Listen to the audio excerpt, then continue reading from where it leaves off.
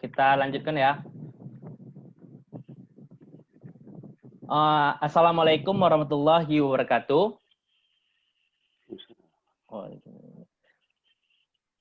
Waalaikumsalam. Indonesia merupakan negara yang strategis, yang berbentuk kepulauan, dengan jumlah penduduk yang banyak, dengan keragaman budaya dan kearifan lokal, serta memiliki pertumbuhan ekonomi yang terus meningkat dari tahun ke tahun. Pemanfaatan teknologi kecerdasan artifisial, intelijensi AI, bertujuan untuk memberikan peningkatan produktivitas bagi bisnis untuk meningkatkan produktivitasnya dari efisiensi investasi pemanfaatan sumber daya manusia dan mendorong inovasi di berbagai sektor.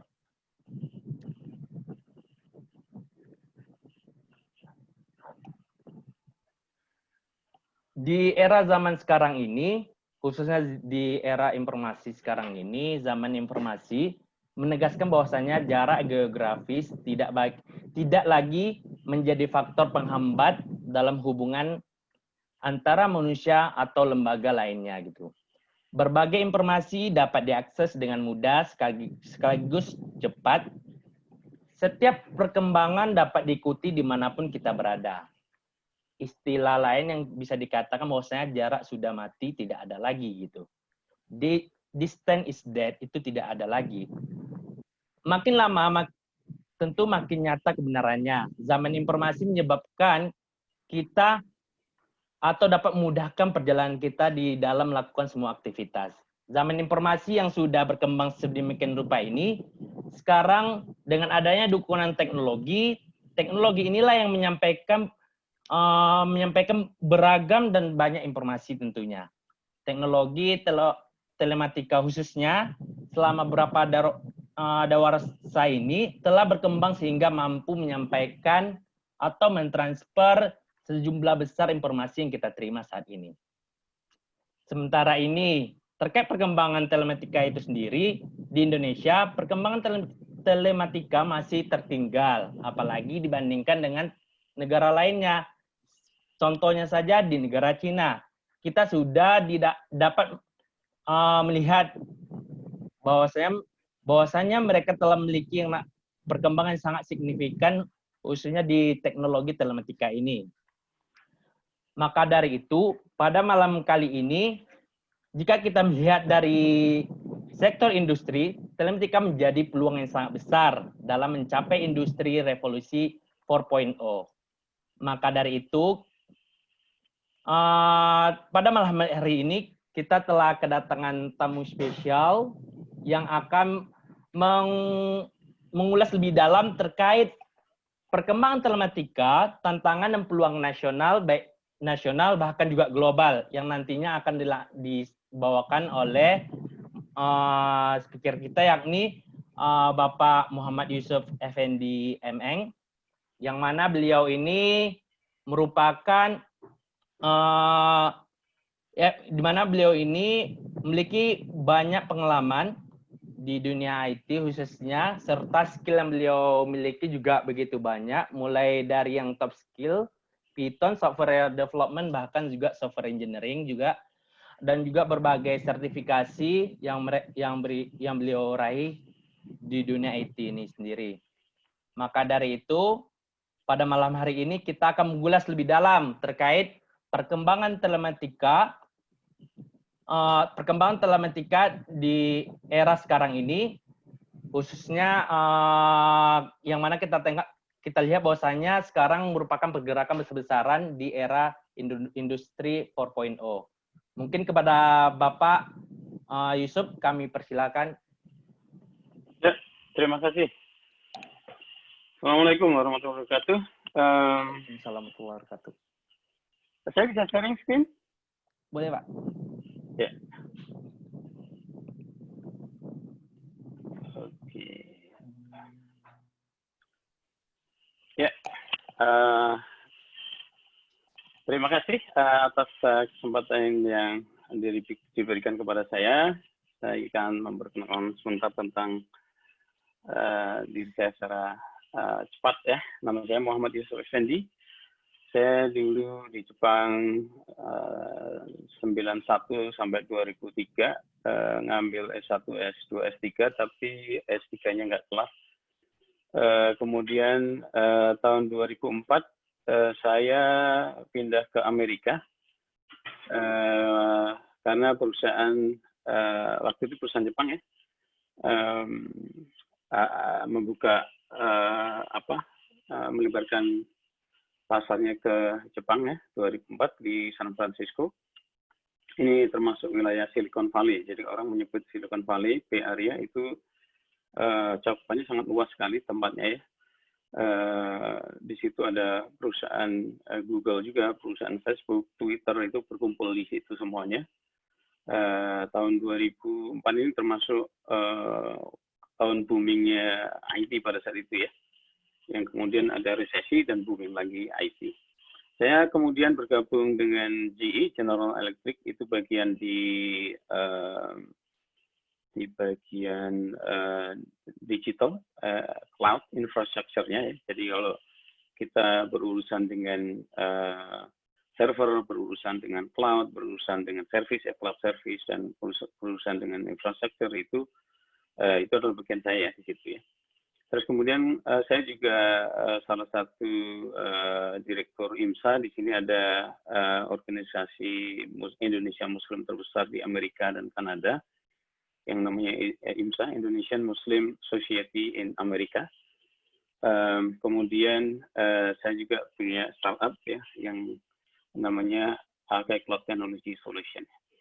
Nah, saya juga punya LinkedIn, silakan akses kalau ada yang berkenan untuk bertemanan lewat LinkedIn ya. Nanti kita bisa sambung lagi lebih dalam tentang diri saya kalau ada pertanyaan-pertanyaan di sesi tanya jawab ya. Nah, berbicara masalah telematika, telematika ini adalah sebuah konsep yang telah hadir sejak tahun 76 ya. 1976 orang sudah bicara masalah telematika dan kemudian booming itu di Indonesia itu sekitar tahun 2000-an juga ya. Orang berbicara masalah telematika dan seterusnya. Domain dari telematika ini sebenarnya sangat luas. Tadi disebutkan tentang artificial intelligence. Jadi sejak dari dulu sebenarnya manusia itu bercita-cita untuk menggabungkan antara hardware dan software ya, antara networking dengan aplikasi. Dulu orang punya networking misalnya, pertemanan dan seterusnya, mungkin susah waktu itu ya, sebelum ada WhatsApp misalnya, sebelum ada Facebook, sebelum ada Instagram dan seterusnya, manusia sudah punya networking, mereka punya hubungan satu sama lain. Masih ingat tahun 2000-an kita disodorkan tentang text message ya, jadi SMS ya.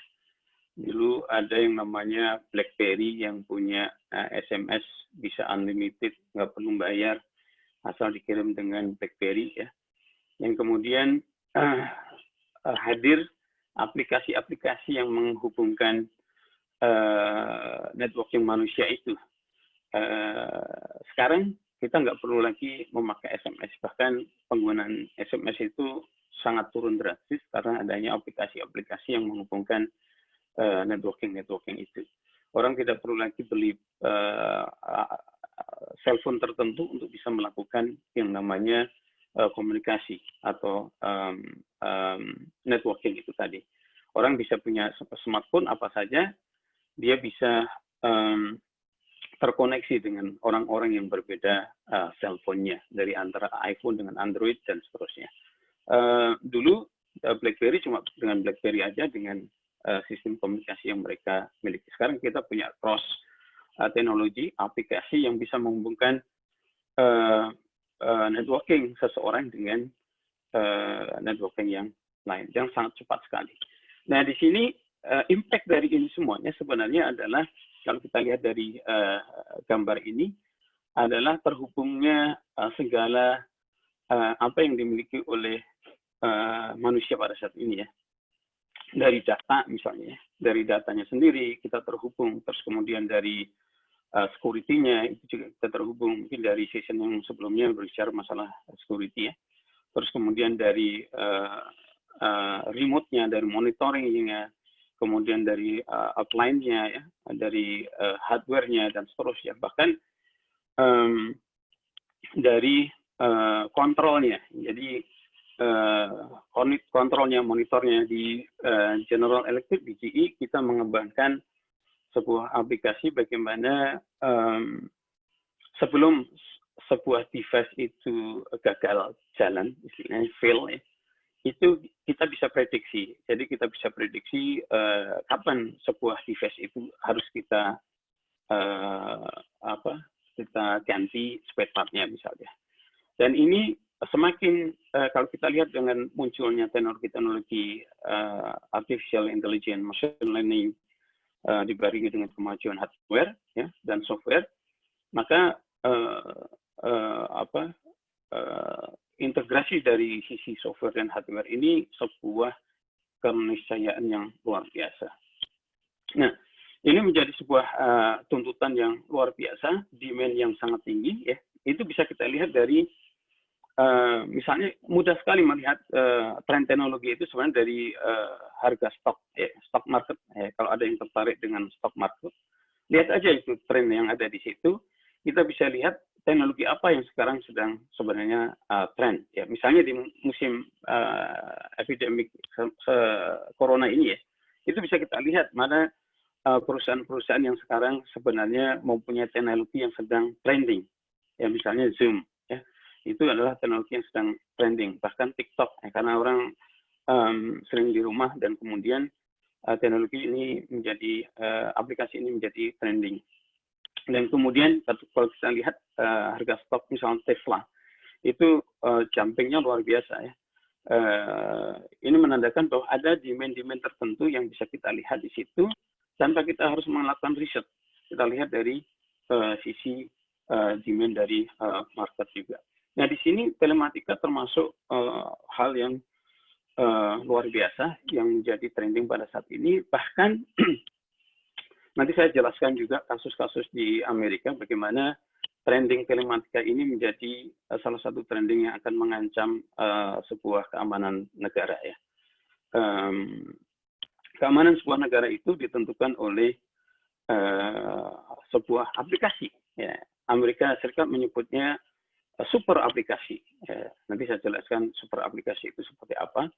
Yang bahkan mengancam pemilu di Amerika karena super aplikasi ini bisa menggiring suara manusia, opini manusia untuk memenangkan salah satu kandidat ya. Seperti kita ketahui di Facebook misalnya, ini di Silicon Valley mereka juga mencari, jangan dipikir bahwa semua filtering konten-konten yang ada di Facebook misalnya itu dilakukan semuanya oleh robot.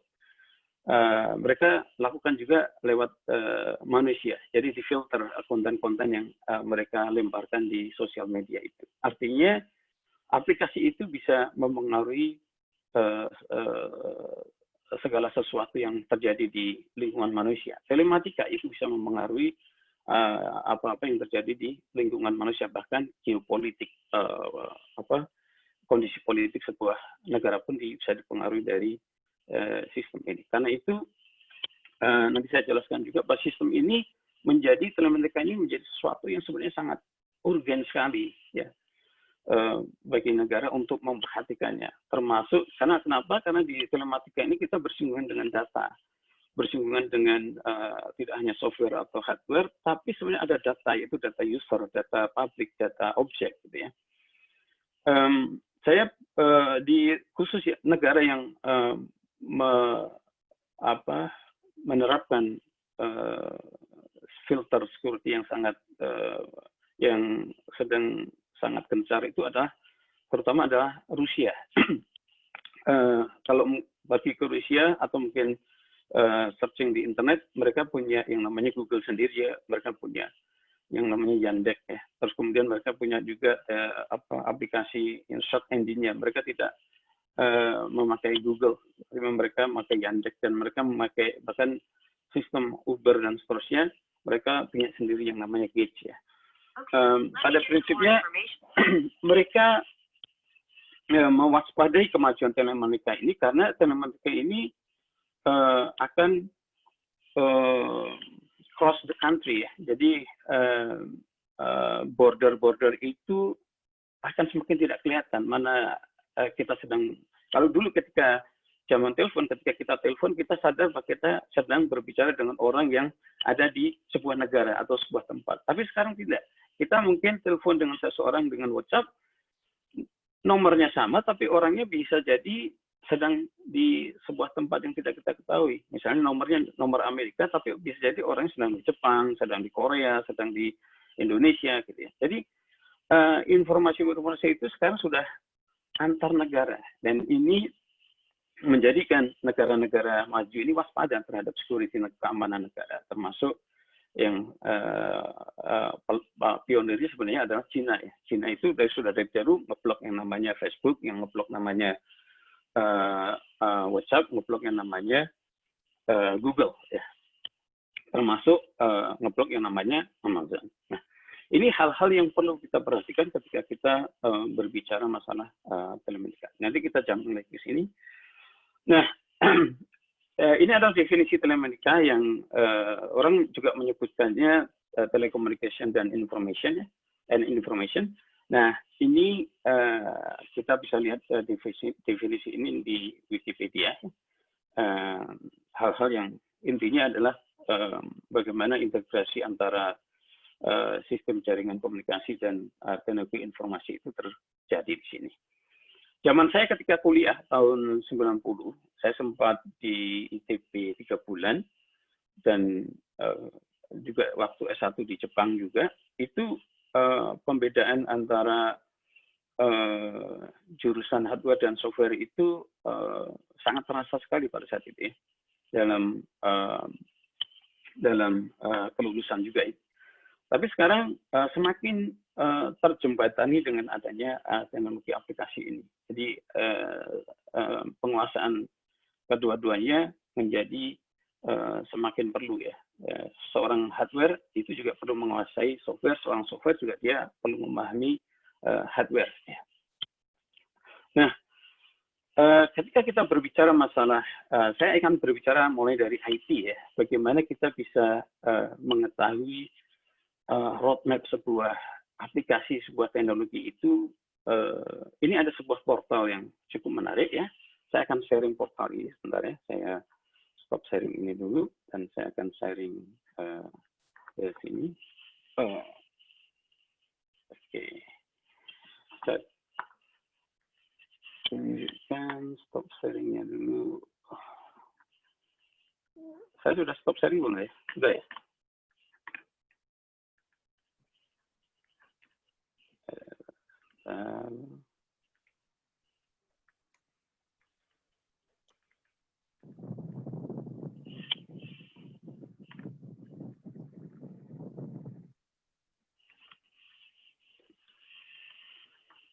Iya.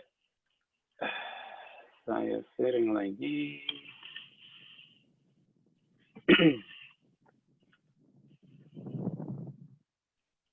Ya. Semoga kelihatan ya.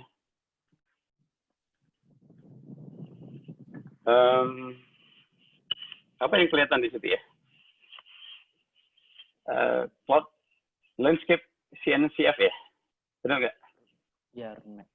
Benar ya? Nah, ini saya kasih contoh sebuah website. Ini karena bidang saya IT, jadi saya kasih contoh tentang IT ya. Nanti yang bidangnya bisnis, bidangnya sosial, bidangnya ekonomi, dan lainnya. Saya yakin mereka juga punya roadmap semacam ini ya.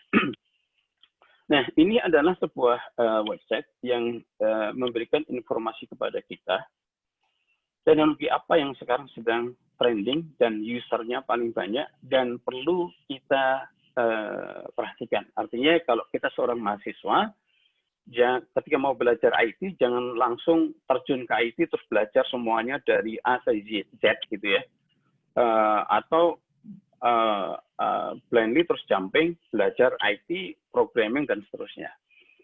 Karena sekarang kayak di dunia IT itu ada roadmap juga. Jadi ada karena semakin banyaknya aplikasi, semakin besarnya komunitas networking dan seterusnya, semakin lebarnya teknologi, semakin rumit dunia IT ini sekarang. Nah, bagaimana kita bisa mengetahui mulai dari mana dulu saya mau belajar IT itu? Nah, dari sini di website ini memberikan informasi kepada kita bagaimana kita harus memulai, gitu ya. Misalnya kalau kita lihat di sini ya, di sini ada icon yang gede ya. Terus ada icon yang kecil di sini. Terus kita bisa juga kita lihat di sini, misalnya kita klik, kita bisa melihat juga informasi aplikasi ini apa sih gitu. Terus aplikasi ini sejarahnya seperti apa gitu misalnya. Ya, misalnya kita aplikasi Kubernetes ini baru 6 tahun umurnya. Ya. Terus ini adalah open source. Aplikasi ini ada di mana? Siapakah yang memakai gitu ya? Ini menjadi informasi yang sangat vital sekali bagi kita personal ya. Bahkan kalau mau jeli lagi, ini adalah informasi yang penting juga bagi sebuah negara yang ingin memberikan pendidikan kepada mahasiswa-mahasiswanya. Ya. Jadi ketika negara itu ingin membuat kurikulum, ini juga menjadi roadmap yang informasi yang luar biasa gitu. Kita bisa melihat di sini ketika ikonnya ini besar, ini menunjukkan bahwa demand pada saat ini itu besar gitu. Misalnya kita cari di sini database ya. Ini database ini ada yang namanya mungkin nggak begitu familiar. Ini ada nama Vitesse misalnya. Terus yang hubungannya dengan orchestration. Jadi kalau kita melakukan menginstall cluster ya, server, itu kita pakai apa sebenarnya? Nah, ketika ada pertanyaan semacam itu, ini software website ini memberikan informasi kepada kita. Pakai ini Kubernetes. Begitu juga seorang mahasiswa ketika ingin belajar nggak tahu marketnya sekarang apa. Jadi tidak terus belajar apa saja, tapi dia bisa melihat di peta ini. Jadi peta ini sekarang misalnya kalau saya menguasai Kubernetes, demand-nya tinggi. Jadi ikonnya itu besar, usernya besar, marketnya besar, tentunya demand-nya sangat tinggi. Ya. Artinya ketika dia menguasai teknologi ini, maka dia akan mudah untuk mencari pekerjaan. Nah, gitu ya. Nah, begitu pula dengan pengembangan dari arah dari IT itu. Dulu tahun sekitar mungkin 4 tahun, 5 tahun yang lalu kita sering mendengar big data. Orang bicara tentang big data, orang bicara masalah Hadoop, orang bicara masalah bagaimana mengolah data dan seterusnya. Nah, sekarang tidak itu lagi gitu. Sekarang orang mulai berbicara masalah artificial intelligence karena terintegrasinya. Dulu sebelum itu ada IoT, ya, orang bicara terus IoT, itu dan seterusnya. Nah sekarang orang berbicara bagaimana setelah IoT itu sudah common, ya, sudah biasa, terus kemudian teknologinya juga sudah mumpuni antara hardware dan software, terus kemudian orang bicara fokus kepada artificial intelligence misalnya, bagaimana bisa mengefisienkan sebuah hardware itu menjadi termanfaatkan dengan baik dengan terintegrasinya dengan software. Nah, roadmap semacam ini, trending semacam ini perlu kita ketahui ya, terutama kepada adik-adik mahasiswa yang sedang menggeluti keahliannya, pastikan bahwa apa yang kita geluti saat ini itu akan merupakan bagian dari teknologi yang trending yang sedang dibutuhkan banyak orang. Karena teknologi ini termasuk mempengaruhi kemajuan penguasaan teknologi dari sebuah negara. Kita ambil contoh misalnya Tesla ya. Tesla itu diluncurkan beberapa tahun yang lalu dengan timing yang sangat tepat sekali. Seandainya Tesla ini diluncurkan sebelum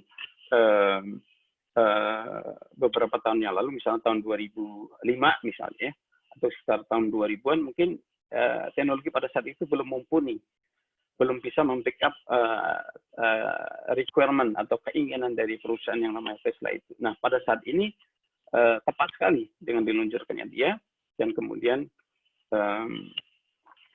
perusahaan itu menjadi besar sekarang dengan dukungan dari sisi teknologi, aplikasi, dan hardware.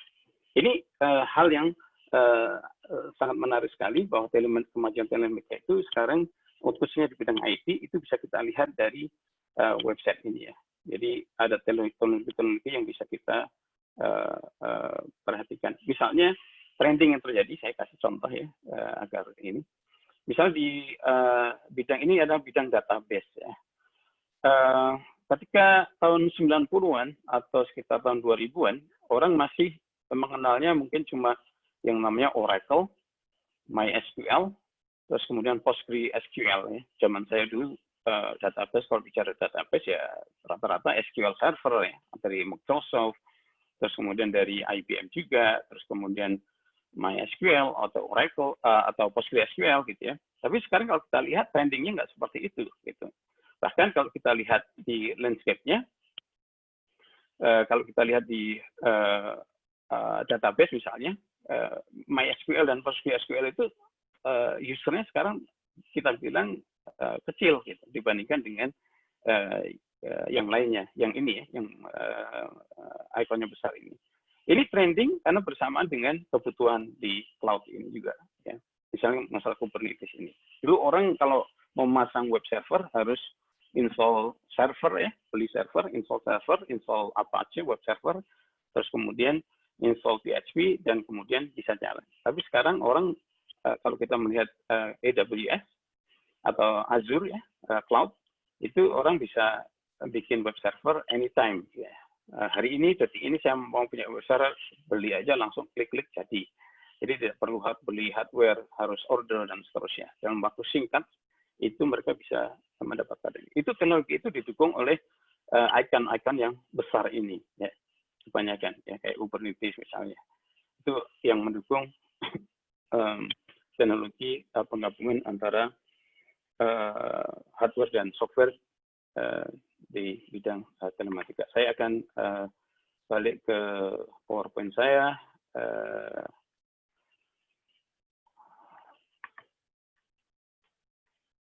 Oke.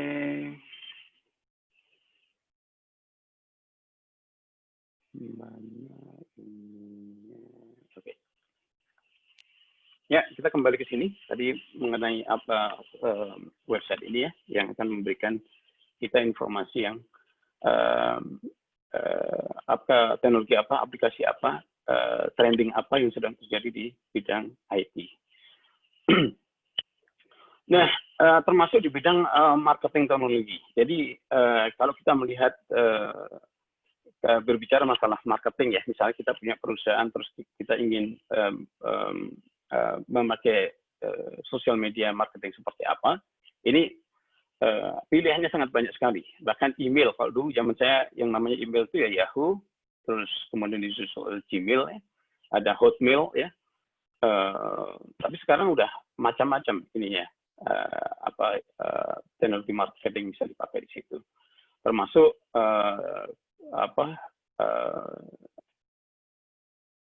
sosial media yang bisa kita pakai, termasuk webinar misalnya. Banyak sekali informasi yang menjadi pilihan yang bisa kita pakai untuk marketing teknologi dari sisi sini ya. Nah, sekarang saya ingin berbicara masalah outlook dari industri tahun 2020 ya. Ini hubungannya dengan telematika juga. Nah, sebuah negara itu ketika kita mendesain tentang prioritas pengembangan teknologi informasi yang akan dikembangkan, pada dasarnya mereka akan melihat bagaimana trending di sisi software ya, terus kemudian trending di sisi device, terus trending juga di sisi IT business service ya, terus kemudian trending dari telekom service ya. ini adalah global market yang terjadi pada saat ini. Dan di US sendiri, di Amerika sendiri, dan saya yakin di negara lain juga punya trending sendiri-sendiri ya. Di US sendiri itu aplikasi atau software itu masih menduduki peringkat yang tinggi di sini. Artinya, dan ini juga terjadi pada 10 tahun, 20 tahun yang lalu. Artinya di sini sisi software ini menjadi sisi yang sangat penting. Ya. Jadi ketika kita bicara masalah telematika, sisi software ini menjadi sisi yang sangat penting untuk diperhatikan. Kalau kita bicara masalah software, maka kita berbicara masalah SDM kan. Kalau kita bicara masalah SDM, maka kita bicara masalah kurikulum. Ketika kita bicara masalah SDM juga, kita bicara masalah bagaimana memanfaatkan SDM itu.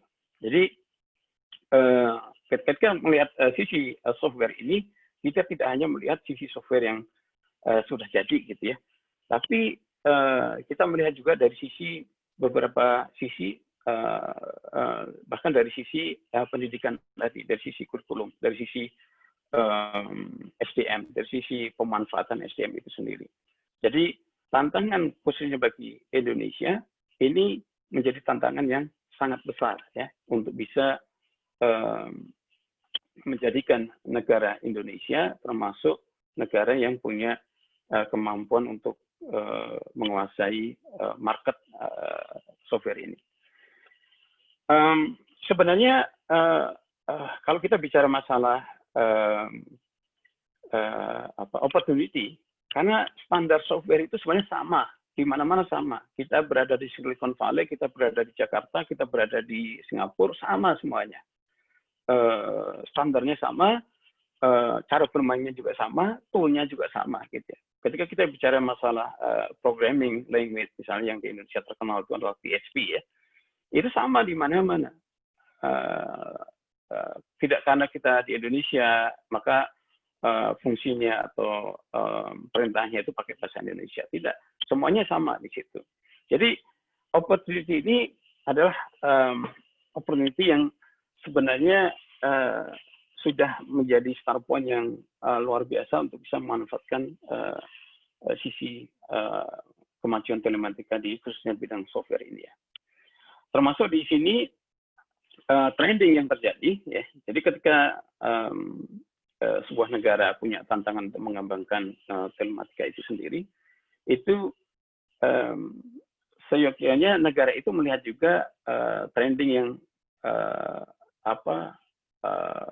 hal yang penting yang sekarang sedang terjadi di dunia telematika itu. Misalnya di sini adalah cloud computing ya. Sekarang di Amerika kalau kita pergi ke data center itu kebanyakan data center itu kosong. Kenapa seperti itu? Karena orang sudah lari ke cloud semuanya.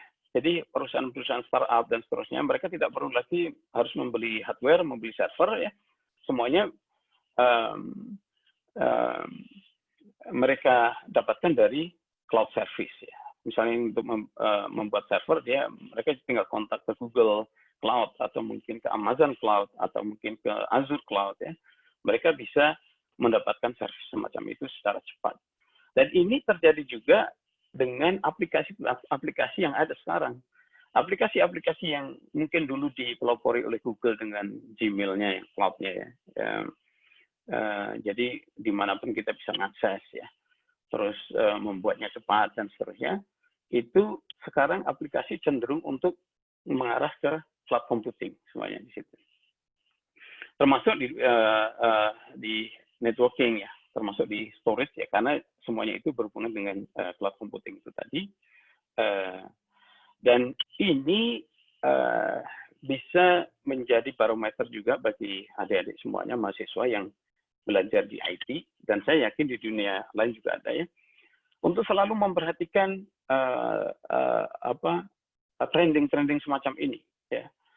Jangan sampai kita belajar 4 tahun, 5 tahun, tapi kemudian setelah lulus kita tidak tahu apa yang terjadi di dunia yang kita miliki. Termasuk dalam hal-hal yang berhubungan dengan teknologi kritikal, ya termasuk yang sekarang sedang booming 5G, terus kemudian artificial intelligence, kemudian Internet of Things. Ini adalah hal-hal yang perlu dikuasai oleh sebuah negara sebenarnya. Seperti halnya misalnya yang sekarang sedang luar biasa mengembangkan hal semacam ini adalah India, ya.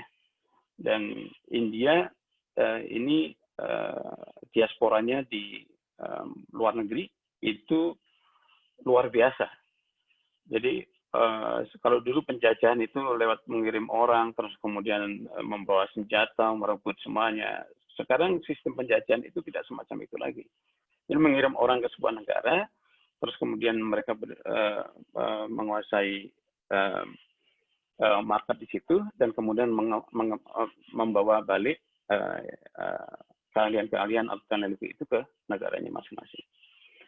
Tahun 2004 ketika saya pertama kali datang di San Francisco, itu ketika kita misal di jalan, itu bisa dikatakan masih jarang orang-orang India. Tapi sekarang ketika kita keluar, ya, itu di jalan-jalan, di kereta api itu luar biasa komunitas mereka. Yaitu dukungan. Saya pernah membahas tentang bagaimana negara India termasuk Taiwan itu pemerintahnya itu mendukung kemajuan teknologinya, karena mereka bisa mengkoneksikan antara pemerintahan dengan pendidikan termasuk dengan swasta. Tiga ini menjadi titik poin yang sangat penting untuk mengembangkan kemajuan sebuah negara dalam bidang apapun, gitu, dalam bidang teknologi, dalam bidang bisnis ekonomi, dalam bidang software, bidang hardware dan seterusnya. Jadi pemerintahan, kemudian pendidikan, dan kemudian swasta. Dan di situ terjadi yang namanya link riset, ya, ada link riset di situ. Nah, kenapa kita perlu memperhatikan telematika, ya? Kemajuan telematika itu perlu kita perhatikan dan menjadi sebuah tantangan yang luar biasa. Kalau kita bicara masalah super app, ya, tadi saya di awalnya menyampaikan tentang adanya super aplikasi. Super aplikasi ini karena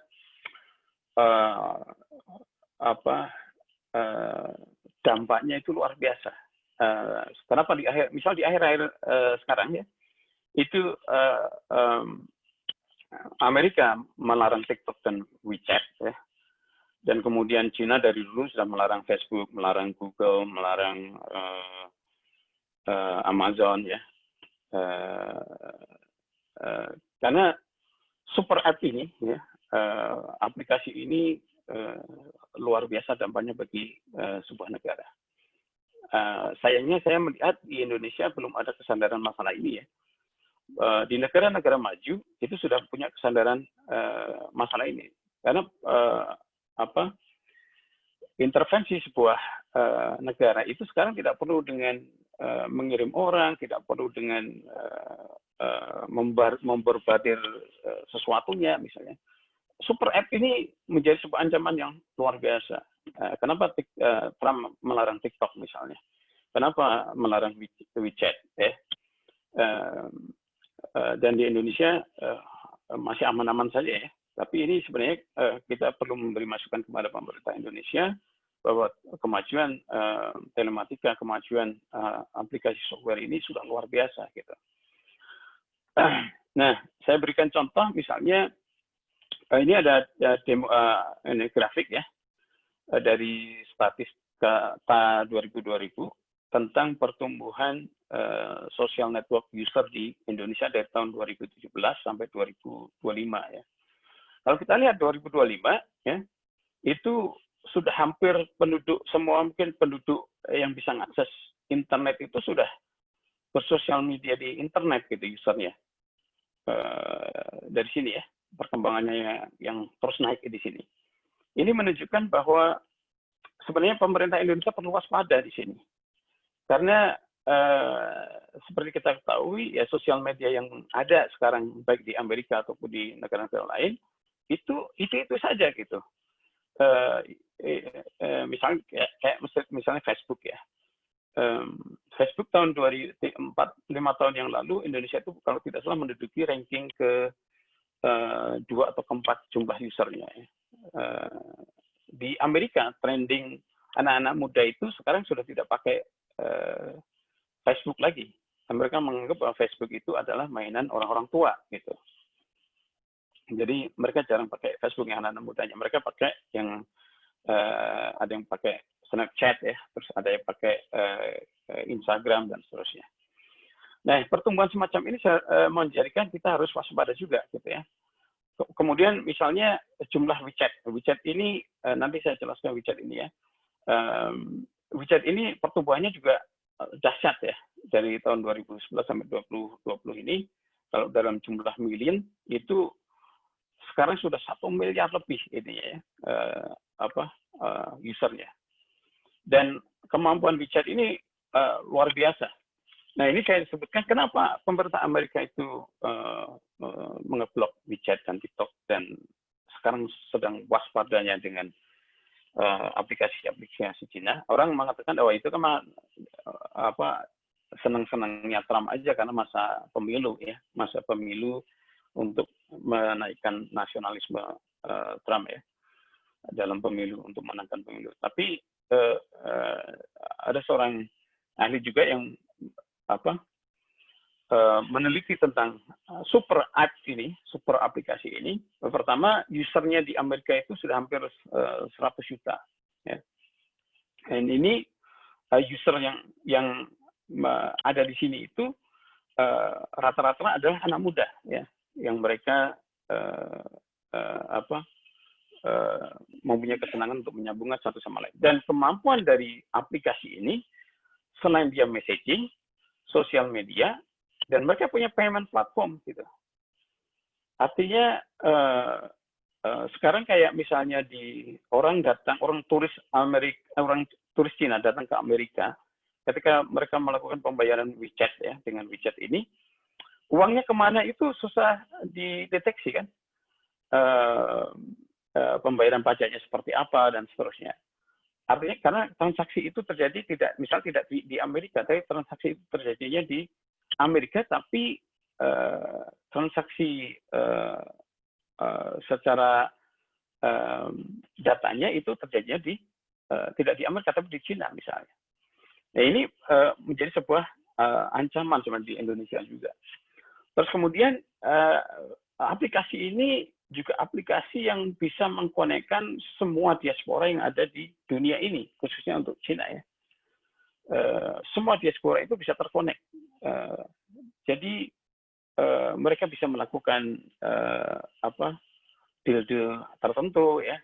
Artinya dari sisi networking ini sangat luar biasa jadi mengumpulkan orang tidak perlu lagi dengan cara harus diundang pakai email terus kumpul terus rapat di situ. Tapi dengan aplikasi ini seluruh diaspora negaranya bisa dikumpulkan gitu. Dan perlu diketahui kayak di Cina itu perusahaan biasanya board membernya atau vice presidennya atau VP-nya dan seterusnya itu pasti letakkan satu orang dari Partai Komunis ya di sana, pasti. Jadi ada orang yang memang diposisikan di situ. Nah, ini yang menjadi makanya perusahaan negara-negara Eropa kemarin dengan adanya 5G ya, ketika teknologi 5G dari Cina itu mau masuk, mereka waspadanya di situ. Nah, termasuk mereka tentunya mengkolekkan data. Nah, ini salah satu hal yang sebenarnya perlu waspada juga dengan kemajuan teknologi ini. Artinya kemajuan teknologi itu bukan saja memudahkan kita, tapi yang perlu kita waspadai juga adalah menjadi sebuah tantangan bagi kita semuanya adalah bagaimana kita membuat regulasi-regulasi yang bisa menyelamatkan negara kita, rakyat kita, dari sisi data. Misalnya Facebook. Facebook saya yakin tidak punya data center di Indonesia. Menurut ini ya, pengetahuan saya ya, termasuk Instagram. Mereka tidak punya data center di Indonesia. Termasuk WeChat, TikTok. Mereka tidak punya. Jadi data user itu ada di mana? Data user itu ada di data center negara mereka, atau paling tidak itu ada di Singapura. Gitu. Nah ini juga permasalahan yang menjadi PR bagi negara kita ketika telematika ini sudah menjadi mengglobal, menjadi sebuah tantangan yang luar biasa. Ya. Dan sudah saya sampaikan juga di awal, ini menjadi juga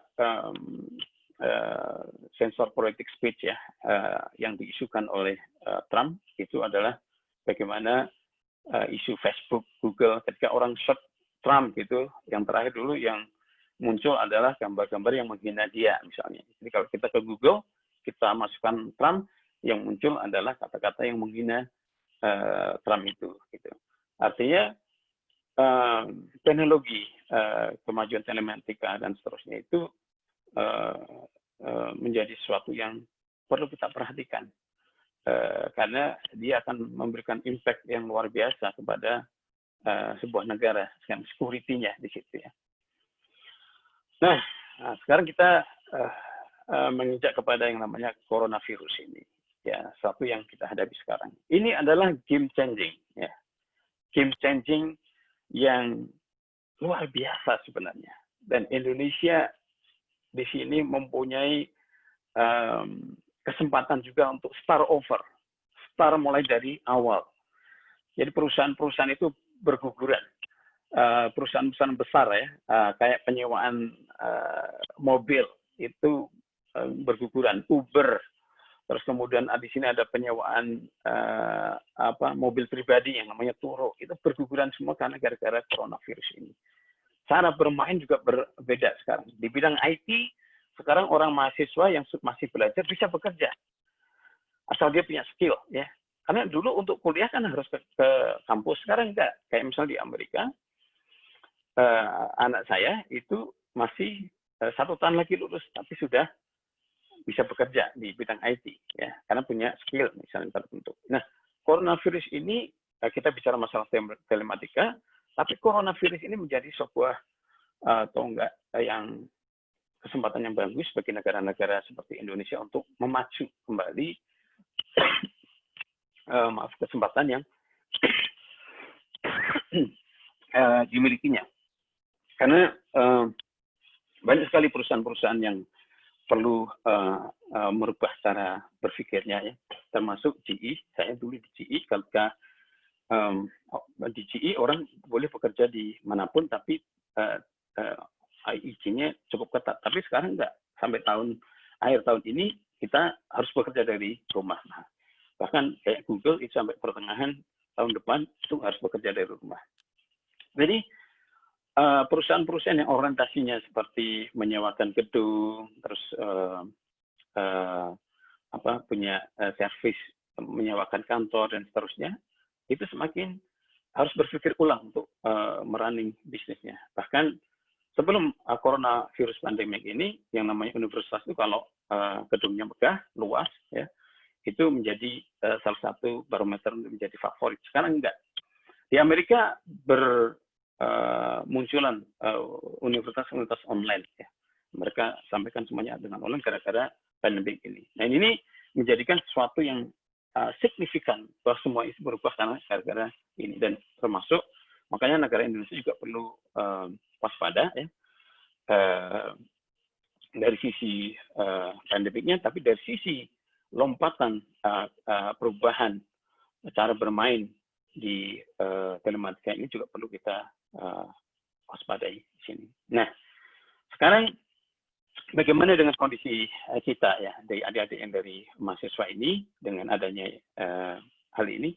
Kecenderungan ini ada sebuah penelitian yang cukup bagus, ya, yang bisa kita jadikan kewaspadaan juga, bahwa anak-anak sekarang itu yang tumbuh di dunia telematika ini punya ciri khas tersendiri, ya.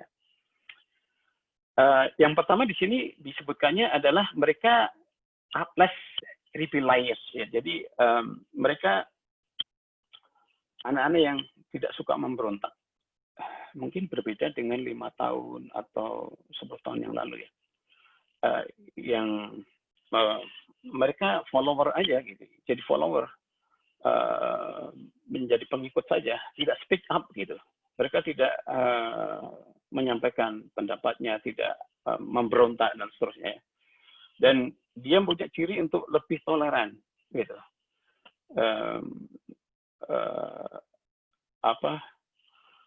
Punya kecenderungan untuk ya oke lah, nggak masalah gitu. Sehingga pertanyaan why itu kalau dulu 5 tahun yang lalu itu why, what, terus where itu sebuah pertanyaan yang sering muncul gitu. Tapi menurut penelitian ini tidak seperti itu untuk saat ini gitu. Terus kemudian less happy ya. Dan kemudian mereka lebih susah untuk bisa berkembang dengan kedewasaannya gitu. Ini profesor ini mengatakan bahwa salah satu dampaknya itu adalah super app tadi. Karena ada super app itu tadi. Jadi anak-anak terkoneksi dengan Facebook, anak-anak terkoneksi dengan Instagram, anak-anak terkoneksi dengan sosial media dan seterusnya, yang menjadikan karakter mereka berubah. Nah ini makanya ini sebuah tantangan juga dari sisi yang teman-teman semuanya, adik-adik semua yang duduk di dunia pendidikan, kurikulum, menjadi sebuah challenge tersendiri ini ya. Karena kalau kita masih memakai kurikulum yang 5 tahun yang lalu, 10 tahun yang lalu, maka kita akan meng-create sebuah produk yang salah gitu. Kan kurikulum itu diciptakan dengan asumsi bahwa dia ingin menciptakan orang-orang seperti A, B, C, D gitu ya, punya karakter gitu ya. Nah sekarang dengan kemajuan telematika ini berubah gitu di sini. Ya. Manusianya berubah gitu. Objeknya berubah. Ini yang perlu kita waspadai. Dan ini juga mempengaruhi bagaimana kita mensikapi untuk ke depan. Ini saya di sini, saya lanjutkan di sini ya. Ini masalah open mind. Nah, buat adik-adik semuanya, buat terutama yang mahasiswa ya, yang masih melihat waktu panjang tuh sampai kita lulus ya. Ada satu hal yang penting yang perlu kita persiapkan untuk menghadapi ini semuanya, bahwa kita semuanya ini adalah iron stock ya. Seorang anak muda, mahasiswa, punya keilmuan, punya kerespekan ya terhadap kemajuan sebuah bangsa, terhadap kemajuan sebuah negara ya. Jadi kita perlu pertama untuk menghadapi tantangan ini, kita perlu mengetahui diri kita ya. Pastikan bahwa kita tahu apa yang ingin kita lakukan. Apa passion kita, apa skill kita, apa karakter kita gitu. Jadi ini istilahnya dengan kita mengetahui diri kita, kita akan dimudahkan untuk melakukan planning ya. Jadi kita melakukan planning berdasarkan apa yang sudah kita ketahui, bukan berdasarkan dengan apa yang sedang kita pikirkan, apa yang sedang kita cita-citakan dan seterusnya, tapi berdasarkan apa yang kita miliki, apa yang ada di situ. Nah, banyak orang mungkin berpikiran bahwa setelah lulus saya ingin mendirikan perusahaan startup dan seterusnya gitu. Karena dia melihat sebuah contoh orang mendirikan startup ternyata kelihatan enak gitu ya. Padahal dengan mengetahui karakter kita tentang diri kita, maka tidak jelek untuk kita juga memulai dengan bekerja dengan orang lain gitu. Jadi jangan diasumsikan bahwa sesuatu yang tidak baik ya dengan bekerja dengan orang lain. Dalam rangka mempersiapkan diri. Ini sebuah tantangan yang perlu kita siapkan. Artinya dengan kemajuan telematika ini, orang yang di Indonesia itu sekarang bisa bekerja di Amerika, bisa remote gitu. Mereka tidak harus bekerja di Indonesia dengan adanya pandemik ini ya. Sekarang dulu sebelum ada pandemik, perusahaan Google, Facebook minta jatah H1B atau visa dari negara-negara terutama dari India dan negara-negara Asia ya. Mereka meminta jatah H1 karena H1B kan dibatasi jatah visa kerja ya. Karena untuk melindungi pekerja Amerika. Tapi sekarang dengan adanya kondisi pandemi ini kita bisa bekerja dengan perusahaan-perusahaan di belahan lain remotely gitu. orang semakin paham bahwa remotely itu sesuatu keniscayaan, suatu hal yang harus dihadapi. Kalau dulu orang remote, orang ini kerja beneran apa enggak gitu kan? Khawatir kalau dia nggak kerja, nggak serius. Tapi sekarang sudah keniscayaan di situ. Jadi dengan memahami diri kita, kita bisa menjadi bekerja dengan orang lain, atau kita bisa wirausaha juga gitu. Ya, suatu pilihan. Tapi pastikan bahwa kita paham mana yang paling pas dengan diri kita. Kemudian atau kita menjadi sebuah peneliti. Artinya kita terus mengambil S2, S3 dan seterusnya. Itu menjadi suatu hal yang penting. Terus kemudian yang paling penting itu adalah membangun skill kita. Dengan membaca ya, dan kemudian dengan menguasai teknologi skill teknologi yang baru ya. Sebagai contoh, saya misalnya di slide tadi saya perlihatkan mapping masalah teknologi kan ya. Jadi roadmap teknologi yang trending sekarang ini. Saya ketika tidak belajar misalnya 1 bulan saja, itu sudah ketinggalan dengan teknologi yang sekarang ada. Jadi walaupun kita sudah di profesional, sudah kerja, itu ternyata kita dituntut untuk tetap belajar gitu. Apalagi seorang mahasiswa, seorang yang masih punya kesempatan untuk berkembang ya. Jadi kemajuan teknologi, aplikasi super app itu juga menuntut orang untuk selalu memperbaiki diri dengan skill-skill yang kita miliki. Bahkan kurikulum itu dibikin mungkin 10 tahun yang lalu. Ya. Sehingga untuk mengcover kemajuan teknologi itu tidak mumpuni lagi. Saya sering mendengar keluhan dari teman-teman, mereka pada waktu big data itu booming, di Indonesia itu susah untuk mencari orang yang ahli dalam big data ya. Itu. Terus yang penting lagi adalah membangun networking. Ini sebuah tantangan yang luar biasa. Kesuksesan seseorang itu bukan dari IPK-nya tinggi, dari IQ-nya yang tinggi, tapi dari networking ini juga menjadi salah satu jalan untuk orang bisa sukses. Apalagi di kemajuan telematika sekarang ini, semuanya serba gampang untuk bisa mengakses seseorang, mengkonek seseorang. Nah, misalnya di sini yang perlu kita perhatikan adalah sosial media.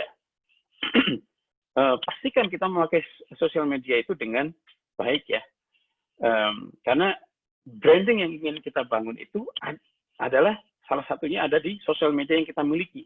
Misalnya kita di Facebook yang kita bicarakan masalah politik terus ya, masalah pilkada dan seterusnya. Maka branding orang ketika akan melihat orang itu ya dari tulisan itu. Bahkan sekarang orang ketika akan besanan ya, akan menikah, itu dia lihat juga calon mertuanya misalnya. Dia lihat juga calon besannya gitu. Itu menjadi branding juga, maka berhati-hati di sini. Nah, termasuk ketika kita ingin membuat branding diri kita. Ketika saya pulang di Indonesia setahun yang lalu, saya pernah mengisi acara. Ternyata di Indonesia itu jarang sekali mahasiswa-mahasiswa yang punya LinkedIn. Kalau di dunia IT, bukan cuma IT ya, di dunia networking yang hubungannya dengan skill keahlian atau pekerjaan, LinkedIn itu sebuah keniscayaan. LinkedIn itu harus kita miliki. Karena di situ kita kadang mencari pekerjaan di situ, ya, informasi pekerjaan, bahkan informasi trending teknologi itu bisa kita lihat dari situ. Ya. Jadi usahakan punya sosial media, tapi sosial media yang hubungannya dengan kepakaran yang kita miliki, bukan Facebook ya untuk misalnya untuk hangout, orang mengucapkan selamat ulang tahun dan seterusnya. Tapi sosial media, jadi LinkedIn, usahakan minimal punya LinkedIn untuk bisa mengakses networking di dunia lain, termasuk magang ya.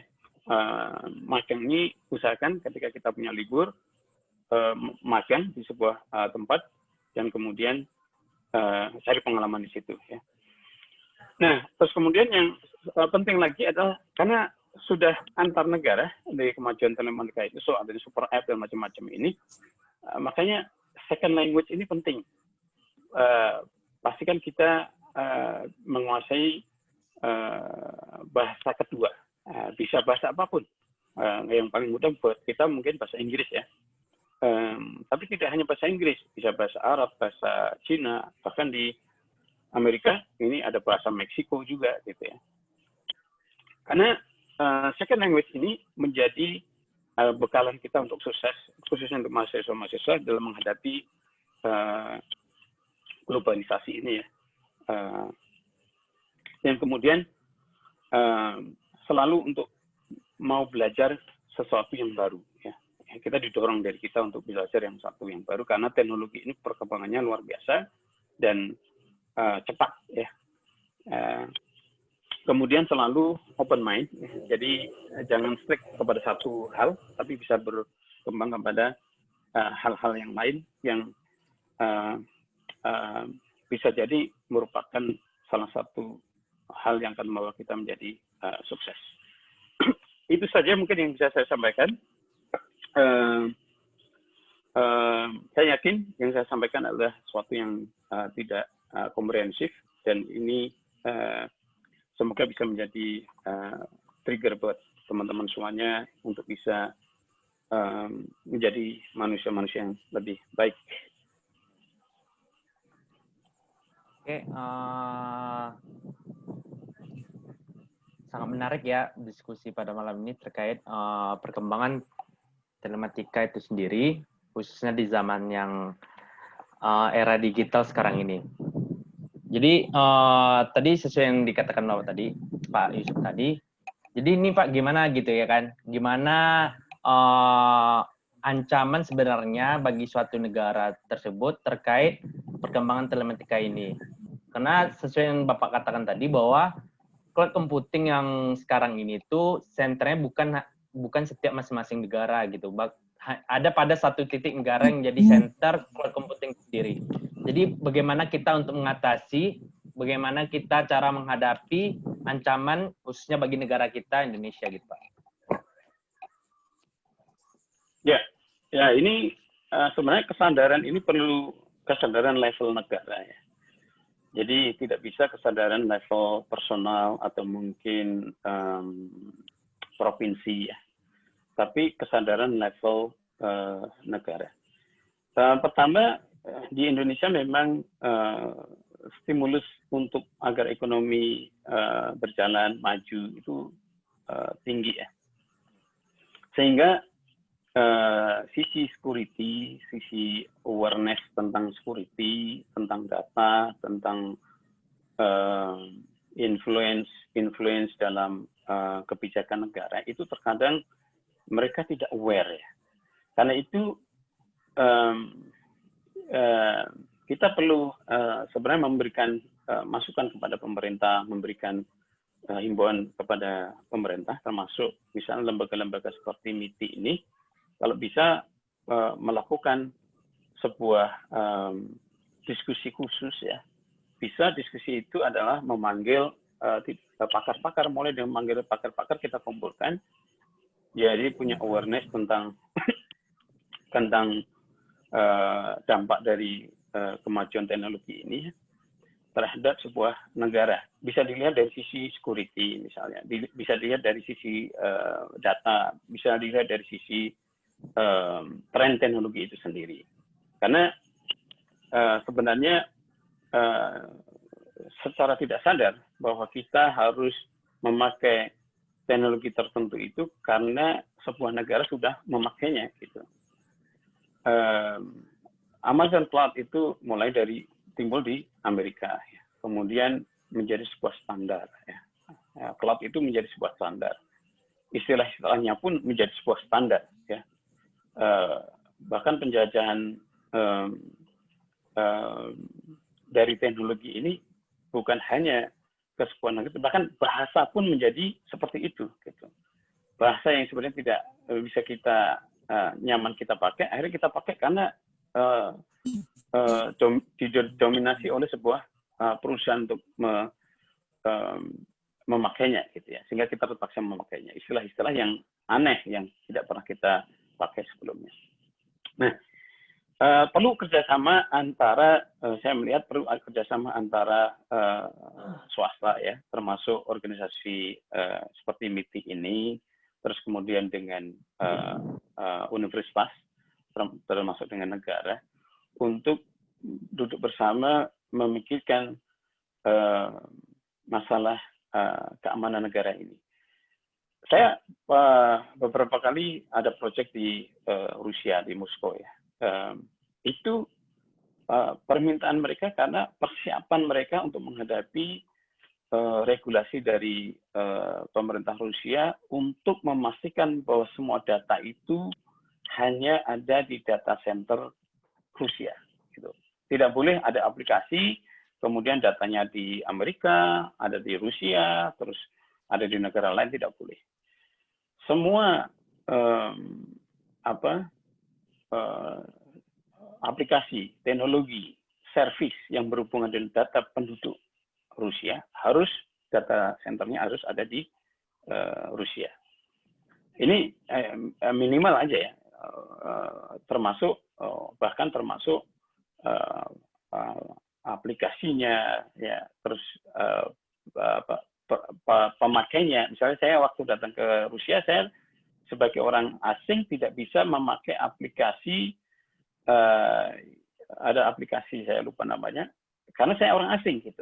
Bahkan sampai segitu striknya ya. Jadi tidak boleh orang asing tiba-tiba datang ke Rusia, kemudian dia menjadi user gitu. Artinya dia punya privilege untuk mengakses service itu. Gitu.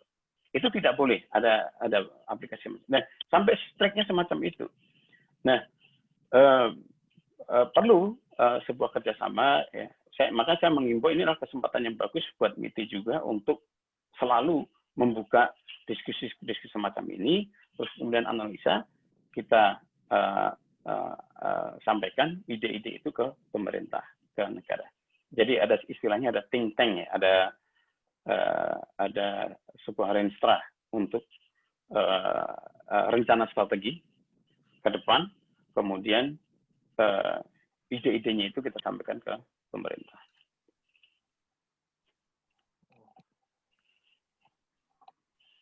Mungkin ada dari kawan-kawan yang ada di Zoom yang ingin mempertanyakan atau mendiskusikan terkait perkembangan telematika ini.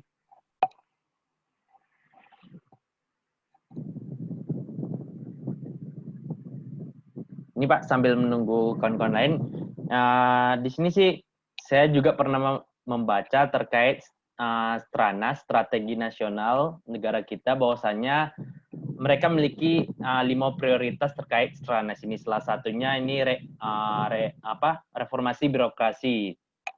Sepengetahuan Bapak gitu, gimana sih cara kita gitu, atau bagaimana sih kondisi Indonesia sekarang ini? Apakah telah siap untuk melakukan yang namanya reformasi birokrasi besar-besaran, khususnya untuk menggapai Indonesia Emas tahun 2045 nantinya gitu. Sesuai dengan kondisi SDM yang sekarang ini gitu Pak. Ditambah lagi pandemi COVID ini gitu. Ya. Jadi saya pulang dari Jepang itu tahun 2003 ya. Jadi sempat setahun di Indonesia sampai 2004. Pada saat itu pemerintah juga sedang menggalakkan untuk menarik investor asing. Ya. Saya melihat bahwa sistem birokrasi di Indonesia itu sudah lebih baik ya, sudah lebih baik, tapi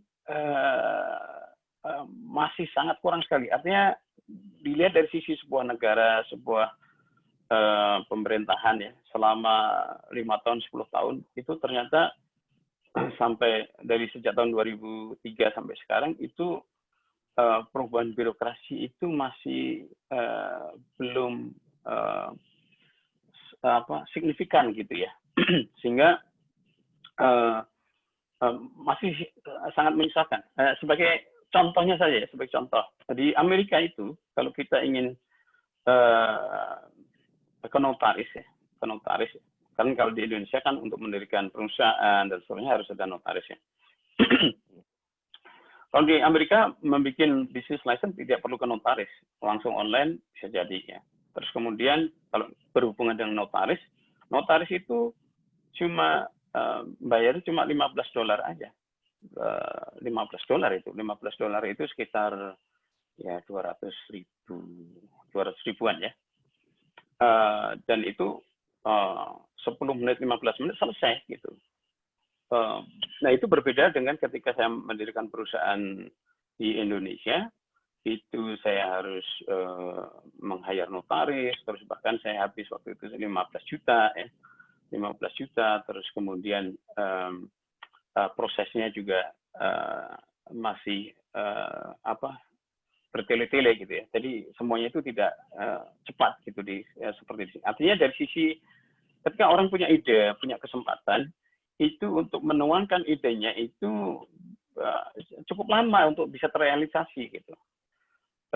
Dan ini menjadi sebuah tantangan juga bahwa birokrasi ini harus seirama dengan kemajuan teknologi. Di Amerika, kenapa startup itu banyak sekali tumbuh? Karena gampang bikin perusahaan itu di sini.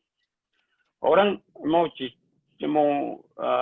pakai embel-embel CEO, founder, dan sebagainya itu gampang karena semuanya online.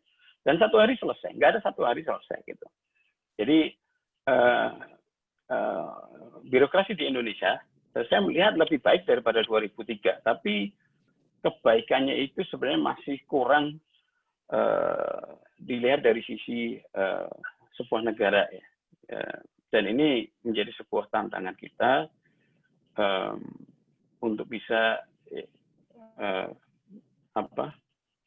memberikan masukan kepada pemerintah tentang masalah birokrasi ini. Ya, sebagai contoh adalah kasus-kasus yang barusan terjadi ya, masalah korupsi dan seterusnya, dan bahkan adanya pandemik saja masih orang itu tega-teganya melakukan manipulasi dan seterusnya. Ini memang menunjukkan sebuah kondisi yang kurang baik ya. Dan ini saya yakin sebenarnya menjadi tantangan juga bagi organisasi-organisasi mahasiswa seperti MITI ini untuk juga mempunyai concern masalah itu di Indonesia ya.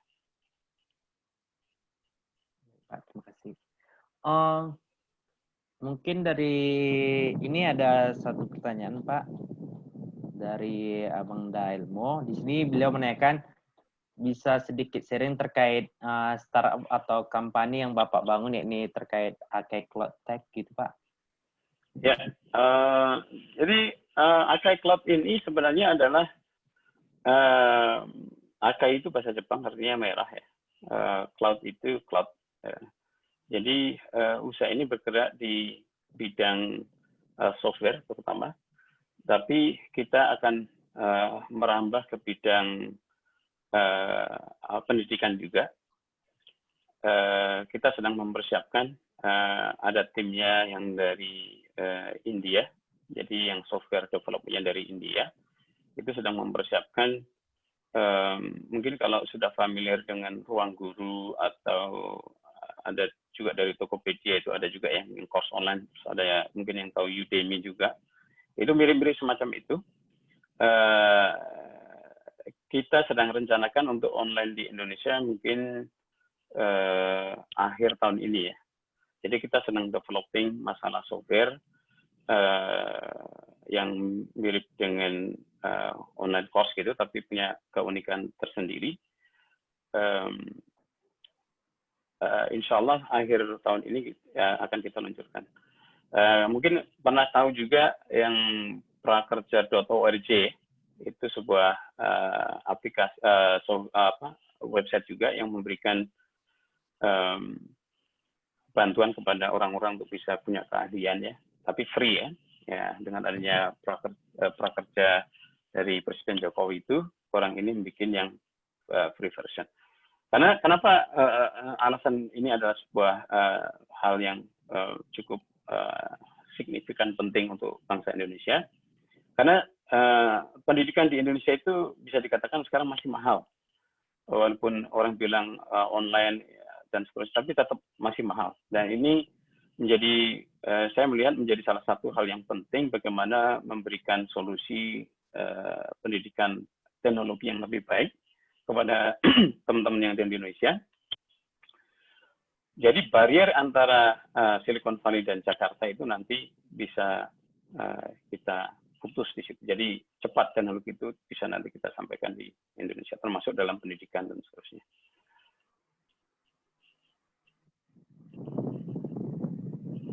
Bagi teman-teman yang punya keahlian PHP programming atau infrastructure atau automation, insya Allah bisa bergabung juga dengan project ini ya.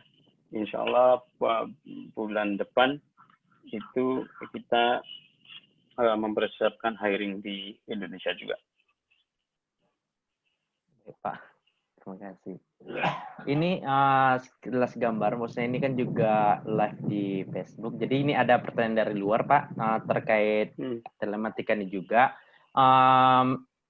Ini dia menanyakan bahwasanya bagaimana tanggapan Bapak ini di awal mulanya aplikasi Zoom ini muncul, yang mana ada yang namanya kebocoran data privasi penggunanya gitu. Bagaimana tanggapan Bapak terkait hal tersebut? Nah, kemudian pertanyaan yang kedua, apa yang harus kita lakukan sebagai user untuk menjaga agar data privasi yang kita miliki ketika kita mendaftar aplikasi tersebut, baik itu Zoom ataupun aplikasi lainnya gitu. Kurang lebih itu, Pak. Jadi 2 pekan yang lalu itu ada kasus di Jepang, seseorang itu membobol kredit card seseorang itu lewat Twitter, ya, lewat Twitter. Bagaimana mereka mengumpulkan data user ini? Pertama, yaitu dia mengumpulkan data user Twitter itu lewat percakapan yang terjadi di Twitter. Jadi ada orang itu mengucapkan, selamat ulang tahun ya, semoga panjang umur gitu. Data ulang tahun itu adalah data yang common. Orang kadang kan masang pin itu dari ulang tahun ya. Misalnya lahir 17 Agustus gitu. Jadi 1708 gitu kan. 4 saja. Itu dikumpulkan sama orang itu, orang Jepang ini, hacker. Ya, sebenarnya hacker abal-abal juga gitu. Dia kumpulkan, terus kemudian data-data alamat, itu dia kumpulkan semuanya.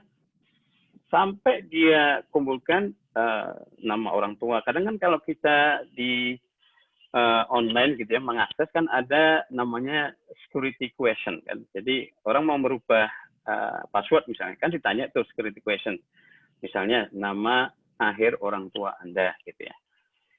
Itu semua orang itu dikumpulkan semuanya. Sehingga ketika dia bisa punya data itu semuanya, dia bisa mengakses kredit card orang itu gitu. Dia bisa, artinya data itu menjadi data tambahan bagi dia ketika dia punya data kredit card yang sudah punya nomornya dan seterusnya. Data itu menjadi data yang sangat vital, sangat penting bagi dia untuk bisa membobol privasi orang itu kan. Nah, makanya yang terjadi sekarang di Indonesia itu adalah kadang kita nggak aware terhadap security ya, security data. Ada saya lihat di Facebook, selamat ulang tahun, semoga panjang umur, semakin berkah. Padahal itu adalah salah satu hal yang perlu kita hindari. Ya, memberikan nomor telepon, memberikan alamat, memberikan ulang tahun, itu hal-hal yang seharusnya kita hindari di sosial media ini. Nah, di Indonesia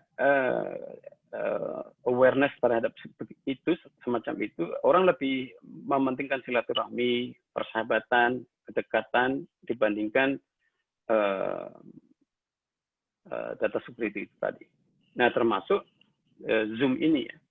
Kan dulu ada isu Zoom. Memang Zoom ini kan didirikan oleh seorang Cina yang dulu kerja di Cisco. Jadi di Cisco itu ada yang aplikasi yang mirip Webex ya, namanya aplikasi yang mirip Zoom yang namanya Webex ya. Sorry. Jadi Cisco itu perusahaan besar, perusahaan networking device ya, punya cloud juga, yang dia punya Webex juga. Webex dulu lebih orientasinya lebih enterprise, lebih ke perusahaan-perusahaan. Nah, orang ini dulu punya usulan untuk sesuatu fungsi tapi nggak diakomodasi dan dia mendirikan Zoom sendiri.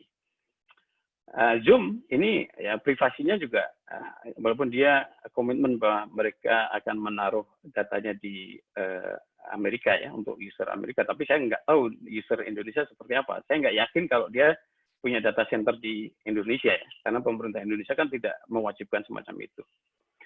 Nah ini juga hal-hal yang perlu kita hati-hati juga ya untuk masalah Zoom ini, karena koneksi ke Zoom ini luar biasa data-data yang mereka kumpulkan, termasuk telepon. Orang nyambung pakai telepon, terus menaruh nama, itu sudah menjadi data. Ada nama orang ini, namanya ini, nomor teleponnya ini, gitu kan. Bahkan dengan Google Geo IP, sekarang orang bisa dicek di kota mana dia mengakses. Ya kan? Ada API, atau Google itu punya free service, kita bisa mengetahui lokasi orang itu ada di mana dari IP yang dia miliki ketika mengakses endpoint atau website itu kan. Jadi ini juga merupakan sebuah concern yang luar biasa, yang juga seharusnya pemerintah level negara ini turun tangan bagaimana bisa menyelesaikan masalah-masalah security semacam ini. Itu mungkin. Ini tadi ada yang ingin bertanya, mungkin Mbak Arsinta.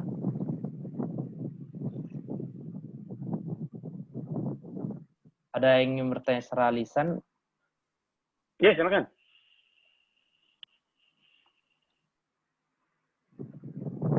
Oke, mungkin ini dulu ya, nih di room check. Pertanyaannya, berbicara mengenai perkembangan telekomunikasi yang kaitannya dengan pendidikan, saat ini siswa sebagai digital native sedangkan pendidik belum familiar dengan teknologi yang ada, terkesan sulit mengimbangi kemajuan teknologi tersebut. Khususnya di desa ya Pak katanya. Lalu banyak guru-guru yang masih harus beradaptasi. Bagaimana tanggapan dan saran Bapak agar pendidikan formal dan guru ini bisa tetap eksis di tengah masifnya platform ruang belajar online sekarang ini? Iya. Jadi masalah ini sebenarnya dihadapi oleh negara-negara maju juga ya, kayak di Amerika. Ya, dulu orang berasumsi bahwa yang namanya sekolah itu harus ke sekolah, terus kemudian masuk ruang kelas, duduk, mendengarkan guru secara langsung ya. Dan itu terjadi sebelum pandemik, dan pandemik corona terjadi, akhirnya sekolah tutup, mahasiswa tidak boleh ke kampus, anak-anak SMP, SMA, SD, TK tidak boleh ke sekolah ya, mereka dipaksa untuk belajar online. Ini mereka pertama kali banyak yang komplain dengan masalah pendidikan karena mereka tidak bisa fokus.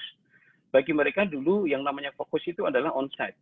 Dia harus duduk di bangku, terus kemudian melihat, mendengarkan seluruh ruangan ya.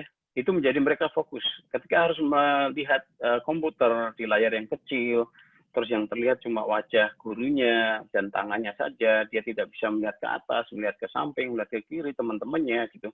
Bagi murid-murid itu menjadi satu hal yang susah. Begitu pula dengan guru. Guru yang dulu mungkin berhadapan di kelas, dia bisa melihat semua anak-anaknya, lebih nyaman mengajar anak-anak didiknya dengan proses semacam itu. Gitu. Tapi dengan ada pandemi itu tidak seperti itu. Dan itu dihadapi oleh siswa-siswa yang kebanyakan ya. Seperti anak saya, kebetulan anak saya itu masih SMP, karena homeschooling. Homeschooling itu semuanya online. Di Amerika, homeschooling termasuk sistem pendidikan yang diakui. Jadi online semuanya. Semuanya online dan interaksinya lewat komputer saja. Tidak ada interaksi lewat kelas seperti sekolah biasa. Bagi orang-orang yang sudah terbiasa ini, mereka nyaman aja, gitu. Tidak ada barrier, tidak ada masalah, gitu. Karena mereka sudah terbiasa dengan pendidikan homeschooling yang online, jarak jauh, gitu ya. Jadi sekolahnya nggak ada, gurunya cuma di layar aja, gitu ya. Nah, sistem di Indonesia dengan adanya pandemi ini juga menuntut untuk semua pelaku atau objek pendidikan juga berubah gitu. Ini sebuah keniscayaan dan saya melihat memang persiapan guru-guru atau sekolah-sekolah yang di daerah-daerah, bahkan tidak di daerah ya, di kota madya sekalipun, itu tidak mudah mengakses internet gitu. Nah, ini menjadi sebuah tantangan tersendiri bahwa cara bermain itu sekarang berubah. Bukan hanya dari sisi pendidikan ya, seperti saya sampaikan tadi, dari sisi kerja, dunia kerja itu juga berubah. Kita sekarang tidak perlu harus bekerja di perusahaan di Indonesia. Kita sekarang bisa bekerja di perusahaan asing tanpa harus kita datang ke negara itu. Jadi sistem-sistem yang berubah ini perlu kita waspadai dan menjadi sebuah tantangan tersendiri ya. Nah, kalau dari sistem pendidikan memang pemerintah Indonesia itu perlu membuat upaya agar sistem pendidikan ini berjalan dengan lancar dari sisi infrastrukturnya ya, alat-alatnya, sambungan internetnya, dan bahkan dari sisi kurikulum.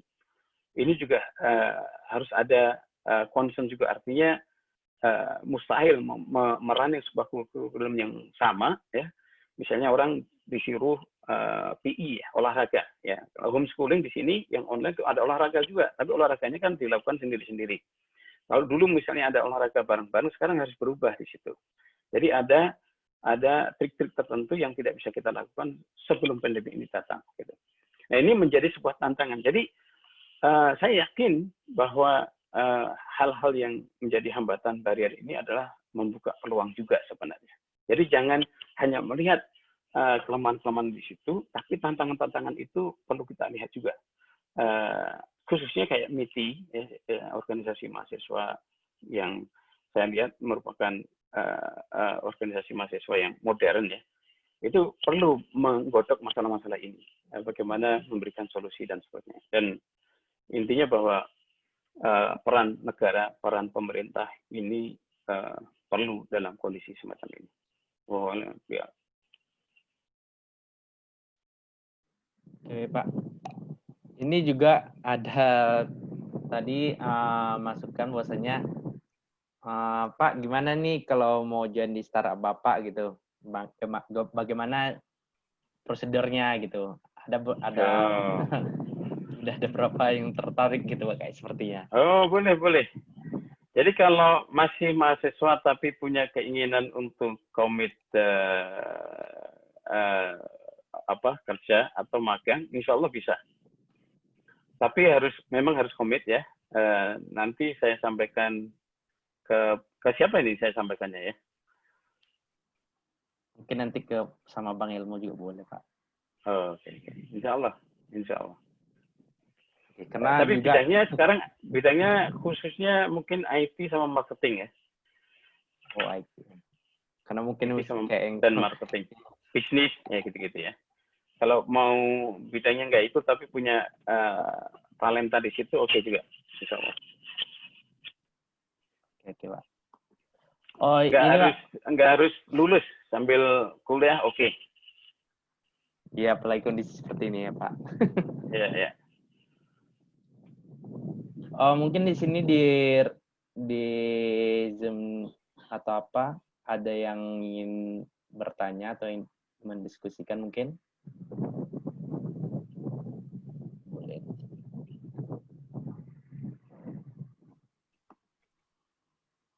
Oh ya Pak, ini ada dari luar lagi Pak, terkait sama sih tadi pertanyaan yang sebelumnya juga belum terjawabkan katanya. Ini terkait apakah sudah ada regulasi atau yang namanya undang-undang terkait penggunaan aplikasi ini Pak, baik itu computing yang tadi Bapak katakan. Dan juga gimana sih kita tadi memilih atau mensortir serta memutuskan agar data-data kita tuh aman pada sistem mereka gitu Pak. Iya, jadi di Indonesia sendiri regulasi belum ada ya, saya lihatnya belum ada ya, karena kayak aplikasi Facebook itu masih bisa diakses dari Indonesia walaupun data centernya ada di Singapura ya. Sebagai contoh, saya ambil contoh ya, saya bekerja di General Electric Digital, itu bagian infrastruktur cloud juga ya.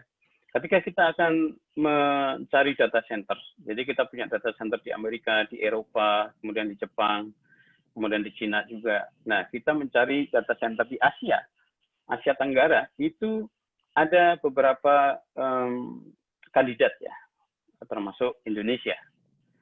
Ada pilihan, Indonesia, Singapura, Malaysia, terus kemudian Thailand, ya, ada beberapa. Tapi pada saat itu pilihan kita terakhir kan ada kualifikasi, ada screening, ada item-item yang perlu dicek ya. Itu jatuhnya ke Singapura. Dengan asumsi pada saat itu branding Singapura juga baik, terus kemudian regulasi pemerintahnya sudah jalan ya. Terus kemudian dia match dengan jadi pemerintah Amerika itu kalau ada perusahaan ingin invest ke perusahaan negara itu harus ada mengikuti regulasi-regulasi yang mereka miliki, dan Singapura termasuk yang fit dengan regulasi di Amerika. Ya, ini pilihan terakhir ke Singapura itu menunjukkan bahwa Indonesia belum siap. Ya. Dilihat dari kacamata negara asing. Jadi regulasinya, infrastrukturnya, ya, terus kemudian perilaku pemerintahnya, ya, itu dilihat belum siap. Dan saya melihat seperti itu kondisinya. Jadi saya melihat pemerintah Indonesia masih perlu proaktif ya, untuk jangan hanya menggait investor terus kemudian dikasih murah semuanya gitu ya. Karena sisi teknologi ini beda gitu. Terus bukan terus nanti buruhnya dapat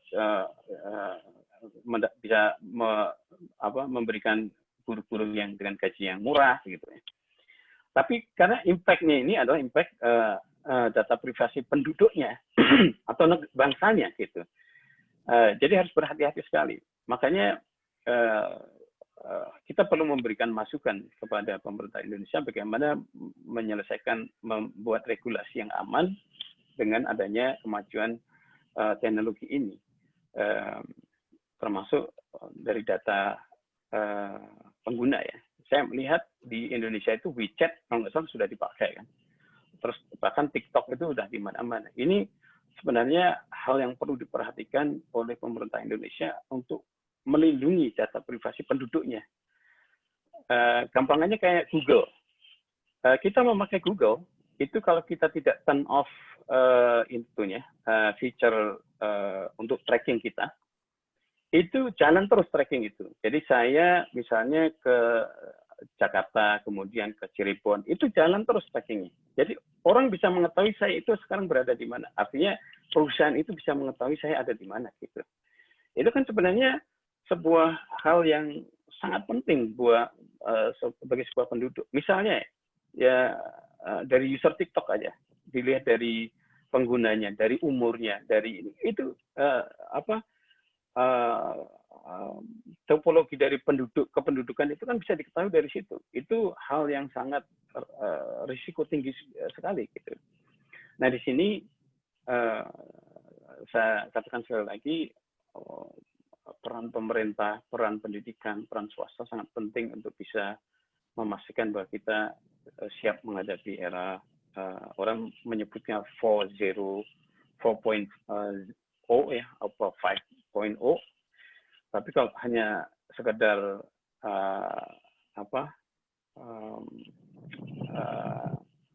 moto-moto saja ya, maka itu menjadi hal yang berisiko bagi kita negara Indonesia.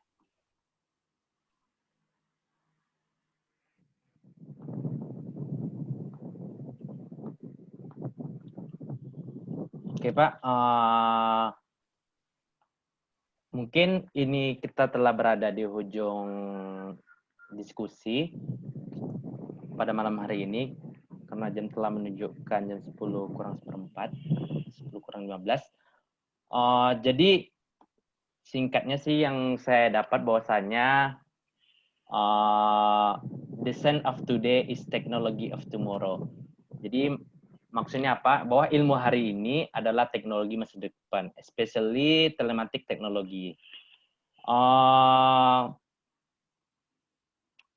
Di sisi lain, saya menyimpulkan bahwasanya teknologi ini didominasi oleh dua jenis orang.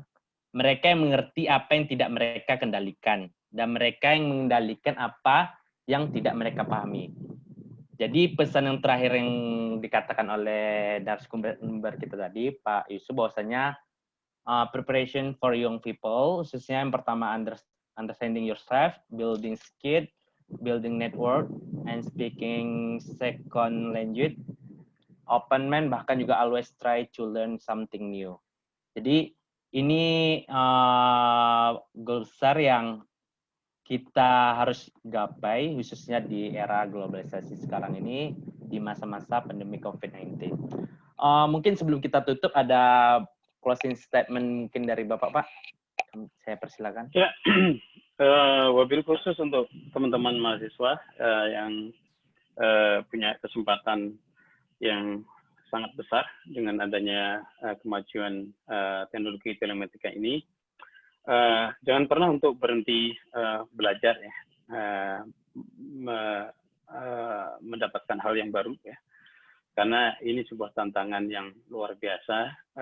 Saya yakin tidak mudah untuk bisa menyelaraskan irama diri kita dengan kemajuan teknologi ini, dengan kesibukan-kesibukan yang kita hadapi, dan khususnya dengan adanya pandemik yang seperti ini.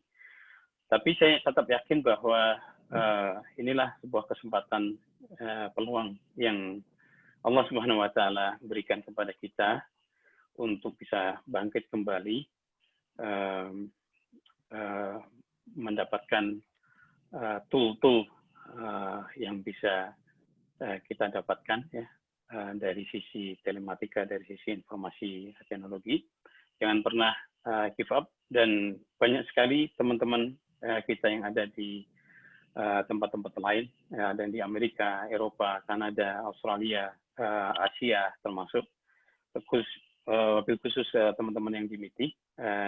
Saya melihat Anda semuanya punya networking yang luar biasa, dan Anda punya senior-senior yang luar biasa yang siap membantu kiprah Anda di dunia sekarang ini. Ini merupakan PowerPoint yang tidak semua orang mendapatkannya, dan Anda semuanya sudah mendapatkannya. Tinggal bagaimana menanam sawah yang sudah ada ini. Saya pernah mendapat pesan dari Pak Wasid pada saat itu ya, mungkin 20 tahun yang lalu. Beliau pernah mengatakan bahwa kita sudah punya cangkul, kita sudah punya sawah, tinggal bagaimana kita menyebarkan bibit itu tumbuh dan kemudian bermanfaat bagi yang lain. Dan adik-adik di MITI ini semuanya sama juga, sudah ada cangkul, sudah ada sawah, dan ada bibit yang siap untuk disebarkan sehingga kita bisa mengambil manfaat di kemudian hari. Tetap istiqomah bersama-sama dengan teman-teman semuanya, membangun jaringan, tetap untuk optimis ya, menatap masa depan. Itu mungkin yang bisa saya sampaikan. Oke, Pak. Jazakallah khair, Pak. Yang perlu diinformasikan bahwasanya ini bukan hanya via Zoom, jadi mungkin bagi rekan-rekan yang ingin melihat kembali hasil diskusi kita bisa stay tune di YouTube-nya MITI KM or Facebook-nya, jadi bisa dicek kembali. Mungkin terima kasih pada rekan-rekan yang telah hadir di Zoom, khususnya ini merupakan ilmu baru bagi kita tentunya, dan juga mengupgrade diri kita semakin hari terkait teknologi ini gitu. Afwan minkum Pak apabila ada kesalahan, dan terima kasih atas waktu yang telah Bapak luangkan kepada kami, dan terima kasih juga atas ilmu yang telah Bapak berikan. Mungkin saya selaku moderator apabila ada kesalahan, saya mohon maaf. Afwan minkum Pak. Assalamualaikum warahmatullahi wabarakatuh. Waalaikumsalam warahmatullahi wabarakatuh. Jazakumullah khairan katsiran semuanya. Alhamdulillah. Iya, terima kasih Pak.